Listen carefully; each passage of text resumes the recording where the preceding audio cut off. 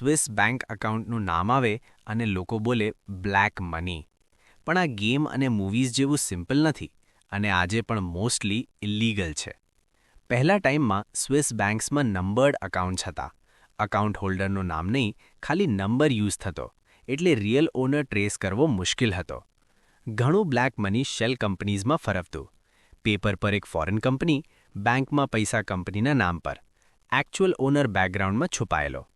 કઈ લોકો પૈસાને મલ્ટિપલ કન્ટ્રીઝમાંથી રૂટ કરતા. એક દેશથી બીજે, બીજેથી ત્રીજે, ટ્રેસ કન્ફ્યુઝ થઈ જાય અને પૈસા સ્વિસ બેંક સુધી પહોંચતો.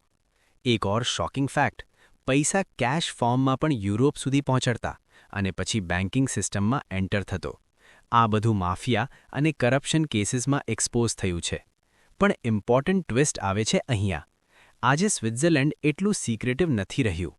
ઇન્ટરનેશનલ પ્રેશર પછી સ્વિસ બેંક્સ ગવર્મેન્ટ સાથે ડેટા શેર કરે છે. એટલે આજે જો કોઈ બ્લેક મની સ્વિસમાં હાઇડ કરે તો ચાન્સીસ ઓફ ગેટિંગ કોટ બહુ હાઈ છે. સ્વિસ બેંક પ્રોબ્લેમ નથી. ઇલ્લીગલ પૈસા અને ઇલ્લીગલ ઇન્ટેન્શન જ રિયલ ક્રાઇમ છે.